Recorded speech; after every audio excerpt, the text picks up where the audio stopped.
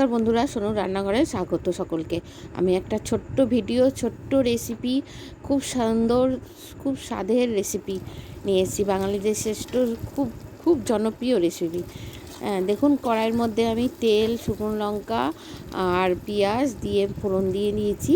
এই দেখুন লতিটা আমি ভালো করে কেটে ধুয়ে পরিষ্কার করে একটু হলুদ দিয়ে নুন দিয়ে সিদ্ধ করে তারপর আমি পেঁয়াজ আর শুকনো লঙ্কা ফোড়নের মধ্যে আমি লতিগুলো দিয়ে ভালো করে নেড়েচেড়ে ভেজে নিচ্ছি।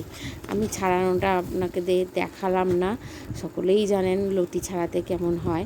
আমি আর ছাড়ানোটা দেখালাম না। একটু নুন দিয়ে দিলাম, 3-4টে কাঁচা লঙ্কা আছে লতির সাথে, দেখুন বন্ধুরা। তারপরে একটু হলুদ দিয়ে দিলাম, একটু হলুদ দিয়ে ভালো করে নেড়েচেড়ে ভেজে নেবো। বাঙালির খুব জনপ্রিয় এই রেসিপিটা, বাঙালিরা খেতে খুব ভালোবাসি, আমরা খুবই ভালোবাসি। একটু কাঁচা লঙ্কা, পাকা কাঁচা লঙ্কা বাটা দিয়ে দিলাম।